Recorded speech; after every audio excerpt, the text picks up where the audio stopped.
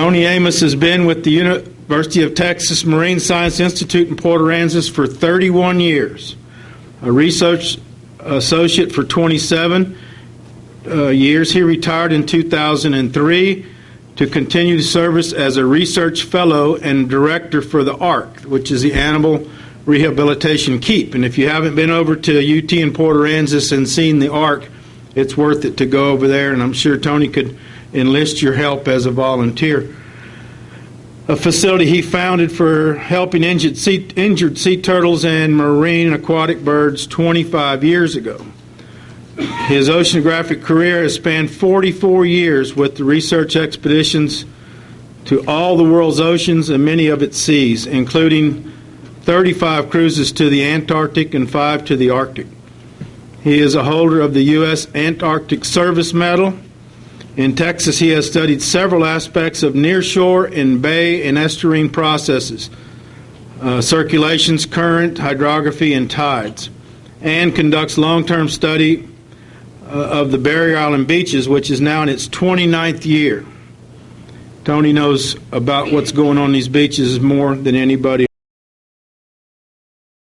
Lost my place. To date, nearly 4,000 separate surveys have been conducted, counting birds, people, marine debris, measuring beach widths, dune erosion, accretion, sea temperature, salinity. He has installed remote tide and weather monitoring stations on several islands in the Antarctic and in South Texas area, and has developed methods to predict tides in several locations. But I don't think it's as good as ours, Tony, at DNR, because Philippe, Dr. Tussaud, has developed a real cool one, which is good. But thanks for the inspiration, though. I keep losing my place here, sorry. His tide calendars are in wide use in South Texas. In addition, over 500 separate surveys have been made specifically to assess the marine debris problem.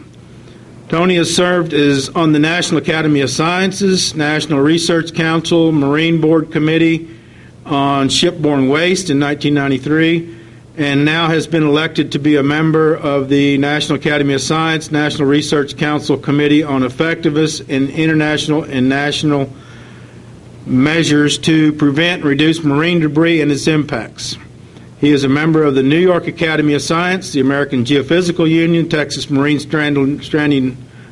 Mammal Stranding Network, the Sea Turtle Stranding and Salvage Network, Texas Wildlife Rehabilitators Association, International Wildlife Rehabilitation Council. I'm in almost as many things as you are, man. That's cool. An honorary lifetime member of the Marine Educators Association, and served as vice chair of National Science Foundation Research Vessel Technician Enhancement Committee. He is the Port Aransas Cooperative Weather Observer for the National Weather Service, writes weekly for the Port Aransas South Jetty newspaper, provides tidal predictions annually to several Texas newspapers, visitors' guides, and the public at large. In 1996, he was selected as one of the Texas 20 by Texas Monthly Magazine for his work on the environment. Some say that his resemblance to Santa Claus when the old gent makes his annual visits to Port Aransas is quite striking. Tony Amos, thank you.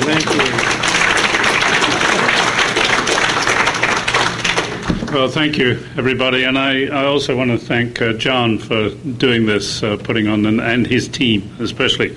So, okay, where am I?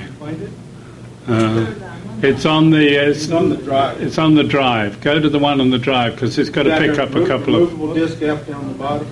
Here we go. Okay, here we go. All right.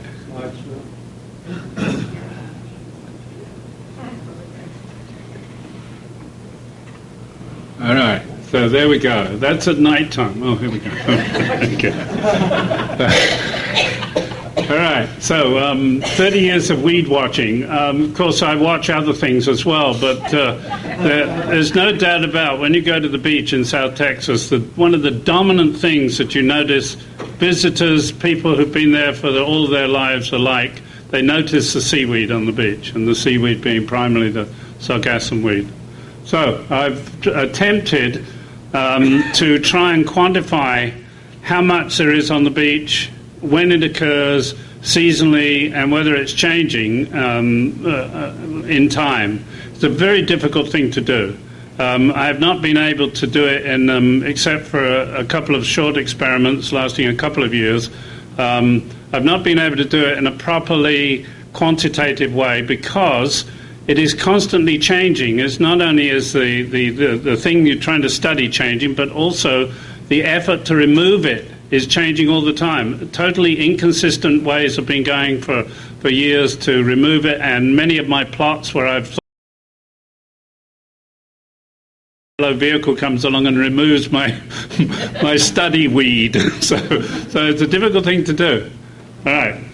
Without further ado, the first, one of the first, to my knowledge, surveys of Sargassum, not only in the Gulf of Mexico but in the Sargasso Sea, was done by the Atlantis in 1935. And just a couple of this wonderful paper by Parr. You should find it in your library if you can. But here's Gulf of Mexico. The thing I cannot find out, I believe that the Atlantis actually visited Corpus Christi in 1935, or Port Aransas, but I cannot actually find whether that was the case. They certainly came close, as you see. But what the Parr's conclusion came to was that it was the secondary region of abundance. He's talking about the Caribbean, the Sargasso Sea, and then the Gulf of Mexico. So he found, meaning there was more weed in the Gulf of Mexico than there was in the Caribbean, the greatest amount being here.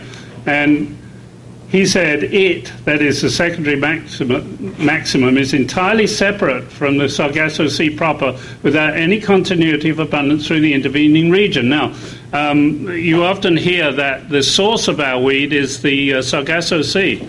I'm not at all sure that that is in fact the case. I believe there's probably a very healthy population that is continually growing and dying in the Gulf of Mexico. Because, in general, as you know, the currents do not tend to... the currents come in through the Caribbean, and the loop current comes out here. Although we do get some things going in the opposite directions through the Straits of Florida, I believe that perhaps the central region is the prime source for the growth of Sargassum weed. I attempted to, when I first saw that stuff that is at the shoreline, and I thought, well, I wonder what this is. What is this kind of stuff? So I think it was around 1986 through probably 1992, we set up several places on Mustang Island Beach where we literally removed all of the beach rack on a 10 meter by 10 meter area in 3 separate locations, and we took it back to the lab and we separated it and we found out what it was. And it was amazing that there was, to me, there were 41 different kinds of things that you could identify. That's man-made, and I was interested at the time especially in the man-made stuff, but I thought there's no way you can study the man-made stuff that comes in from the sea unless you know what it comes in with. So I did the natural stuff, and you notice Sargassum was number 1 in the abundance and weight of material on the beach, more so than driftwood. I've attempted to classify the weed. I couldn't do this. This was a labor-intensive job. I had a couple of helpers then, but I couldn't do this on my own. And one of the problems with doing a really long-term study is that you can't get anybody to really fund you. I couldn't go to NSF and say, look, I'm going to do this for 30 years. How about giving me some funds? So my surveys of the beach have largely been unfunded. So I've had to find fairly easy ways of estimating things. Birds you can count. Sargassum is very difficult to count. So what I did was, and you have to realize this is entirely subjective, but I've done it thousands of times and I think it has some validity. What I said, okay, I'm going to give it an index, and in fact I give many of these things indices. My index is 0 to 5, where 0 is none of whatever you're looking at, and 5 is the most that I ever see. So this is strictly my perception of what it is. So this is the Sargassum 0 to 5. What I call my everything diagram. I didn't start until I think 1982 to try and figure out, or 83. I started my survey in 78, by the way. And so this is my everything diagram. Each one of these boxes is a 1 week period, and the shading is the proportion to the abundance of whatever it is in my index in this case Sargassum weed. Along the top then you have the seasonal distribution. You notice that the peak is in May, and then it drops off fairly steadily until the low areas here. And then along the edge is the trend over the years. Now, you can see it does look like there's a bit of an increase, but statistically this is unsupportable. Nonetheless, or it's not particularly significant. But one of the big years was 1989, which I'm going to show you. Another year here in 2000, I believe. And several other years. And the other perception is, by most people, that the weed is increasing. And I believe this may be the case, but I'm not going to attempt to offer any explanation why, and I think there are some speakers who are following me who will have more insight into that than I do. Being an oceanographer, I also thought I collect seawater temperature and salinity samples every time I'm on the beach, and this is a standard TS diagram where temperature is plotted against salinity, so temperature in this axis, salinity in this axis. And what I thought, well, okay, maybe the weed only comes in when there's a certain water mass that is impinging on the shoreline. So what I did was I plotted the abundance of sargassum when it's found, and this is the TS diagram, pretty messy TS diagram for the coast of Texas because we have a huge variability in our salinity and temperature. I mean, we go from, I've measured 1.6 degrees centigrade in 1984 on the Gulf Beach when the shoreline froze, and I've measured 33 degrees just last year on San Jose Island. So it's a really big spread in temperature, and also from salinity up to near 38. In fact, there are some legitimate readings of about 37.5 that come in the summer. So here is the distribution, the circle being proportional to the amount of sargassum that I estimated. And this is when sargassum was found. And this you might be able to see is that there is an area here in the order of 24 to 28 parts per thousand and warm temperature. Weed is found, but is not found at all down here. So there might be some, but it's really not. It's really kind of ambiguous. So I don't think you can really tell too much by the time the water gets on the shore about the oceanographic conditions that when sargassum arrives. This is sargassum at sea, and I'm glad that we got a talk later on about looking at sargassum weed using satellite imagery. I've been to sea a lot on board the Longhorn and looked at sargassum weed in particular, and around 1979, 1980, when we did extensive trips into Mexico to look at the Ix.1 oil spill, and I also estimated the amount of weed on the surface. This histogram. Whoops! You go back. Can I go back? Oh no! Oh dear! Oh, there we go. Okay. Yes, we can go back. This is the first occurrence of the weed starting in 1985 and going through to this year. This year, I estimated it was an early, about the 7th of February when the first significant weed came in. So you can see the big year of 1989, it started coming in January. But this is a bit subjective too, as you'll see from my notes here. These are, by the way, every year I have notes which I code under the various codes, and the code for sargassum, believe it or not, is SARG. And I've got all these notes sorted, so every note I've ever made on sargassum, and this was this year's notes, you have the date, the time, the distance along the beach, and then just a few comments that I make. So I figured starting all the way on the 10th of January, I saw a few sprigs of fairly fresh sargassum, and then I thought, along here this might be a 2 on my scale of 0 to 5. But this was when I thought the first real weed of the year, and this is the day, the background picture is that day when the first weeding occurred of the and these are various other notes that we won't... and then the city of Corpus Christi front-end loader scraping the weed. Okay, how bad can it be? Well, I'm going to show you how bad it can be. I hope this is going to work. Oops, okay. I think I need somebody to put the... you see, this is a video clip in there. If you could arrow onto that and then click. Now click and see what happens. What's going on here is that we have found in the last couple of days 8 sea turtles, 8 green sea turtles. Sorry about the quality of this. I haven't quite learned how to make good quality video. And so this is the junction of the South Jetty, as I said, in the South Jetty of the Aransas Pass.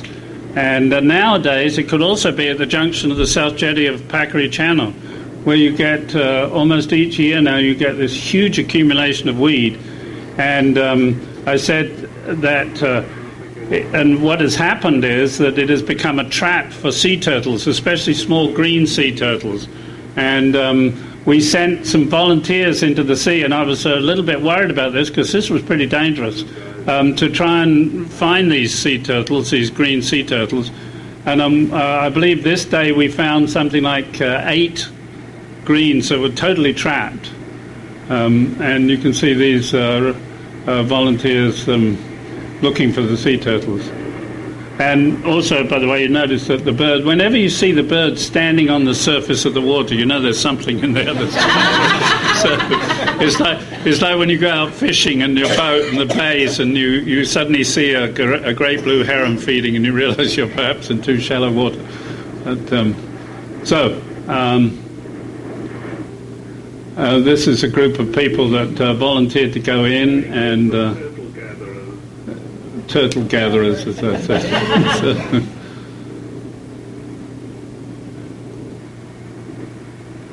And this person had to be rescued, actually.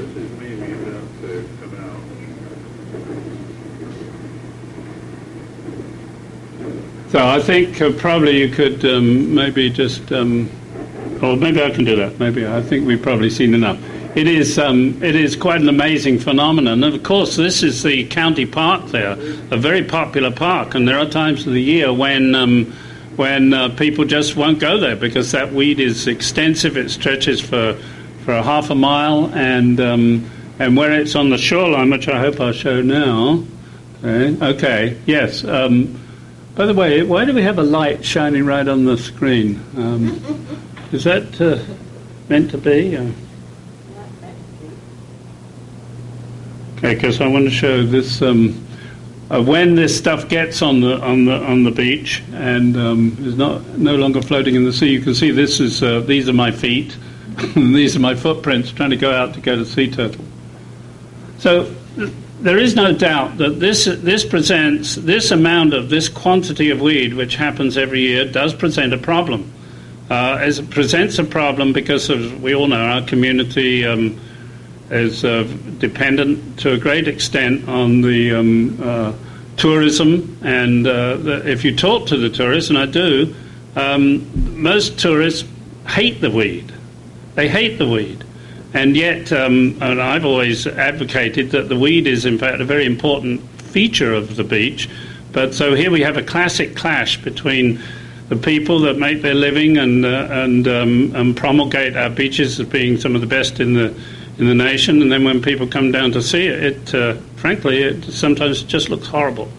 And so it is a problem, and I hope that this marriage of what I hope is some scientific information and then later on some visits by various people whose charge it is to attempt to manage the beach, I hope that will be really significant, and that eventually we might be able to come to a decent compromise between keeping our beaches reasonably, keeping our people who visit the beaches reasonably happy, and yet at the same time preserving this unique barrier, this unique edge of the sea that is so important to several things, which I'm going to show you. Okay. This is not something new. And if you recall, I mentioned that 1989 was the big weed year, and in fact, the Governor Clements at the time actually declared a state of emergency and sent down the National Guard to clean the weed. By the way, you may remember this was Bob Hall Pier, and they took down the pier. This was after, let's see, Gilbert was in '88, and I guess Gilbert rather damaged that pier, and so all you've got is the base of the pier, and they were replacing it. Here's the dreaded weed. This was on July the 1st, and this was kind of late. July occurrences, there's no doubt that May is the peak weeding period of our beaches here. And by July, it's often diminishing. But in this case, and several years since, June and July have been quite extraordinary. And then this is in 2001. This is seaweed hailed as lawn food. And this is in 2003. Build-up of algae like to be lighter this year. I never checked to see if that was in fact the case. Just by the way, while I was looking through my various slides, now I only go back to 1977 or so on the beach, but I thought I'd just show you a couple of nostalgic pictures of what it looked like then. And I don't know if this is nostalgia or not, but we used to allow people to come on the beach and sell velvet Elvis pictures of that. But here's a nice... this is obviously winter, and in fact, that's the other thing that you notice, and all of you who go to the beach often enough. And by the way, I also encourage people who talk about the beach to go and visit it. There are people who talk about the beach who say, well, I'm not going to take my car on the beach. You've got to go and visit it, and you've got to do it not just once or twice when something happens. You've got to see it at all times of the year to really understand the beach. So during the winter time, last winter, you would never know there was any weed on the beach at all. In January and February, most of February, it was. It looked like this. Okay, weed cleaning or clearing, because I get into the weed itself is not dirty in that sense. The weed does contain materials that one might consider to be dirty, namely trash, a lot of trash. And here's typical. Weeding of the beach. This is seagull sandpiper condominiums. This is one of the efforts, and we're going to hear a lot about different methods of cleaning, but this is the grading method of cleaning, and to me that just doesn't look like a beach. That looks like a construction site almost. Of course, I say, what happens when it's left alone? But one never quite gets a chance to look at it when it's left alone, but you notice the vegetation starting to grow here. And that wasn't, of course, left alone. And in fact, Mother Nature won't leave it alone, because by the time September rolls around, the tides will start coming up high on the beach and get rid of most of this. But on San Jose Island, which, by the way, I also do, I've done 500 separate observations of San Jose Island with permission from the owners since 1995. So here we have various weed removal techniques. This is a front-end loader technique. This is what the city of Port Aransas has tried several times. That is trucking the weed from one part of Port A to another. Richard Watson's going to tell us about some of these, the effects of some of these weed removal techniques and how it affects the safety of ourselves, hurricane and high tide wise. And I want to show you how things haven't changed a great deal. This is 1983. This is one of the weird machines that have been, and I hope we're going to see a number of weird machines too. Is that right, John? I think we're going to see one. Two. Okay, all right. So various, I've seen a lot of them come from time to time too. And this is fine. If the weed is like this is fine. But what about if it's like this? By the way, this is 1989. I thought there was an ominous similarity between 1989 and 2008. Some 20 years. This is just the other day, by the way. This is and here's the other thing. Look at these dunes. I don't care who you are. This is a pretty grim-looking scene that it produces when you dump this stuff on the dunes. And not only that, but it's not a good mixture. It's a unconsolidated mixture of weed and sand, that it doesn't have the mechanical stability of the natural dunes. That has vegetation growth on top.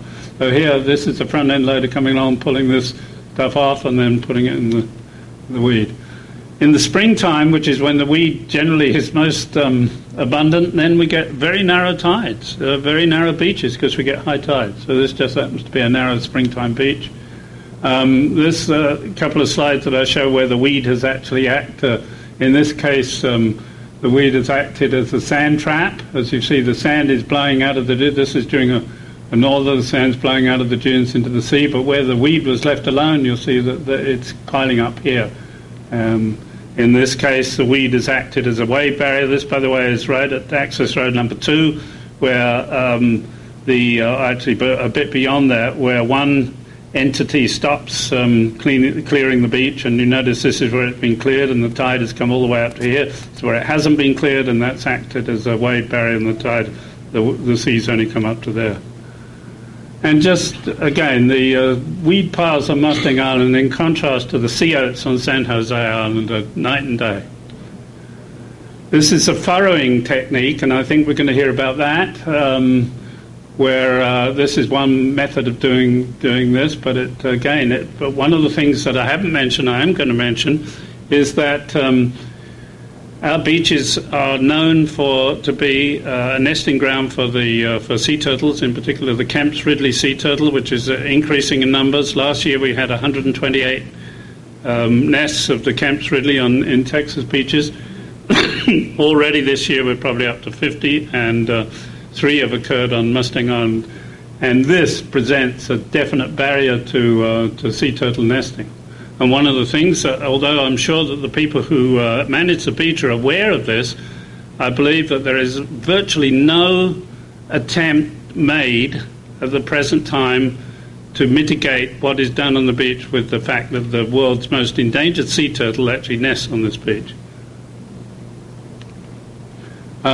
This furrowing technique, by the way, when the tide comes up, this is where it's been furrowed, and the beach and the weed has been folded in. This, don't ever, if you see this, don't ever try driving your vehicle along here, because this becomes an almost thixotropic mixture right along the edge of the beach. Okay, Sargassum, of course, one of the advantages of Sargassum, if you look at it closely, and I'm sure we're going to hear about this from other speakers, you can see the various small organisms. When you see the gulls like this on the beach, that's when the weed has just come in, and it's not these little crabs they're after, it's little Sargassum shrimp. And just to show you how amazing that is, and for the birds, this is just recently, on the 7th of May, I counted 5,496. Now you might say, how on earth did he count 5,496? Well, this is typical in a counting project. You can, when there's a great big group of birds, I have to block. I say, right, there's 50 here, 50, 100. But then when there's only 1 and 2, you might say, okay, there's 3. And so when you add those big numbers to the small numbers, they end up with some rather astounding numbers. So you have to take that with how can I put it? A grain of salt? Is that too much of a pun? Anyway, there's 5,496 and 601 sanderlings. There was fresh weed with the Sargassum shrimp in it. 2 days later, there were only 296 gulls in that same stretch. Now, the sanderling was still there. In fact, there were quite a lot of them, because it's an older weed and it attracted the flies. Now, don't bore everybody says, flies. These are little tiny flies that many of these, the sandpipers feed on the flies rather than actually on the infaunal animals. So that still attracts the shorebird. Okay. The hazards to sea turtles. This is one of the problems with, the National Seashore has dozens of volunteers that ply that beach daily, several times daily. And yet, I don't know the exact numbers, and I hope there's somebody from the National Park here who, not the majority, but a significant number of the reports of sea turtles comes not from the patrollers who patrol specifically looking for the sea turtles, but from visitors who actually find them. And this was one, we've already had 3 on Mustang Island this year. This was one on May the 1st. There is the turtle. You wouldn't have known that was there. And by the way, notice that this turtle is attempting to nest in that weed-sand mixture. And even if it laid 90-something eggs, but those eggs, that nest would not have been viable. To start with, there was nothing to tell anybody not to dump another several tons of weed and sand on top of that. But anyway, that little blob there is actually the animal. Here's the track, which you can virtually not see. And then just yesterday, we found, actually, again, we do a survey of Mustang Island, but last year we found 1, our surveys found 1. This year all 3 have been found by visitors. Here is the turtle nesting. This is one of those ridges that the grader threw up, and this was a totally dangerous place for this animal to lay her eggs. And now if I go to the next one, I hope. Okay, so this is the ARC Turtle Patrol. And then May 2005, hopefully, I wonder if this works. Could you click on that again, please? I thought there's about a couple of minutes of video here, if it works. Yep. Click it. All right. Okay. Here's the Campus Ridley. She has finished laying her eggs. By the way, you notice that this is in a much more suitable place for her. Here's some beach morning glory, and this sand is pretty good sand, and they probably would survive. But at the moment, the policy is to excavate every nest that's discovered, and then incubate those eggs under controlled conditions at the National Seashore, and then release the baby Campus Ridley. So here she's just about ready to turn around. She's covering it up. And yesterday, the one that nested yesterday, I didn't have video for that, but it was quite amazing. You could see all these like snow angels or sand angel things that the animal had made covering up the nest. Within 10 minutes, you would not have known that anything had happened there because the wind was blowing so strongly. And in fact, the Ridley nest chooses these days, these late northers that come through. And yesterday was an ideal day. I don't know how many other nests were found, but we had this one on Campus Ridley. This happens to be one that was in 2005. She's finished and she's going to head down to the sea. Yes, they do. And in fact, by the way, what we do is we measure all the animals. This is now after we've done all our stuff, tagged it if it wasn't tagged, and measured it and weighed it and looked at it and scrutinized it. And I said she didn't want to go, but she did want to go, and you'll see how rapidly they can move once they get going. So, and this is one of the. I mean, I guess you folks realise this is one of the most remarkable things in nature, and to be able to see that here happening on our beaches is really a privilege. And by the way, okay, I was asking the people not to walk on the tracks because one of the things we like to do is to measure the tracks and also to show people what the tracks look like, so that if they're wandering on the beach and they happen to see this, but it's so difficult now, especially on Mustang Island, because every time one of those front-end loaders turns to dump its load in the beach, it leaves a set of tracks. Plus, you've got the regular automobile tracks going in the opposite direction. It is sometimes impossible to see those tracks, and I'm sure that we lose. By the way, you notice this one has a slight dent in there. I know this turtle, by the way. And that we discourage, by the way. We don't want people to touch them. But of course, it's human nature. People want to touch. They have no idea. Has it got a soft shell? Has it got a hard shell? So here it's going across the weed. By the way, when they do cross the weed, sometimes you can see the path. Generally, they just tamp it down. The Campus Ridley, being the smallest of all the sea turtles, weighs around. They say it weighs around 100 pounds, but in my opinion, most of them weigh around 70 to 80 pounds, the adults that come up here. And there she goes. And it's really quite a wonderful thing to see. One of the things that I hope to see continued, in fact we are going to see, because the program that Donna Shaver at the National Park Service is running has been successful despite all the criticism of it, and these animals are going to increase in numbers. Okay, on. There's a little bit more to when you look at the weed every day for years and years, you see there are all sorts of different stages of how this weed ends up on the beach. One of the most interesting things is sorting. The floats, the little Sargassum floats, are the most durable aspects of the weed, and they remain. And sometimes there are literally hundreds of thousands of just these little floats. And then it becomes compacted and forms almost a mat. Okay, but here, look at how tall it is when on occasion. So this is the problem, as I said earlier, that we want to try and figure out, and I hope this conference will help that. By the way, one of the things, and I don't know exactly, but I suspect that this is from a publication I did a few years ago, and I have to update because notice it only goes up to the year 00. This is as if you're looking down at the beach. This happens to be a Gulf Shores condominium. When I first started doing it, I didn't think to measure that. I measured the different fence lines as kind of a datum point, and then all of a sudden I thought, well, wait a minute, why don't I actually measure to where the dunes are?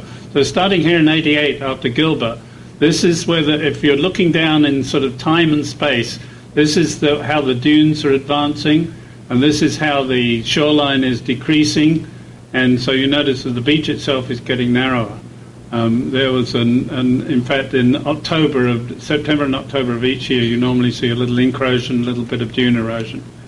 I'm just going to end up with a couple of pictures of what I'm trying to do is to document how the dunes change. So I have or at least I should say I had for several years, a post in there, and somebody just vandalized it, unfortunately. Well, I have promised from the city of Port Aransas they're going to put me a more permanent post in there. What I do is I rest my camera on there, and I take a picture looking north, looking west, looking south, looking north, and then looking east. And this was before Katrina-Rita duo, and this was after Rita. There's my post. And this is looking west.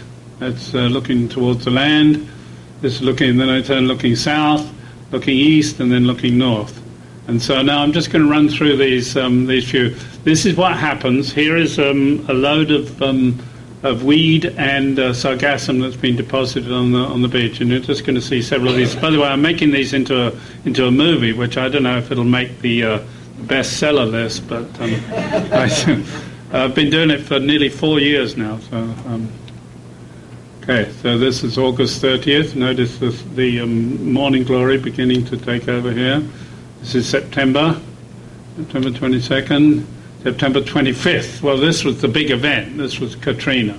And, of course, a lot of that stuff that you saw there has been eroded away. This is the entrance to Pioneer RV Park. It's October. See all the footprints coming out. By the way, notice not very much weed there. February, notice now we've had some winds and the sand is nicely smooth at the base of the toe of the dunes.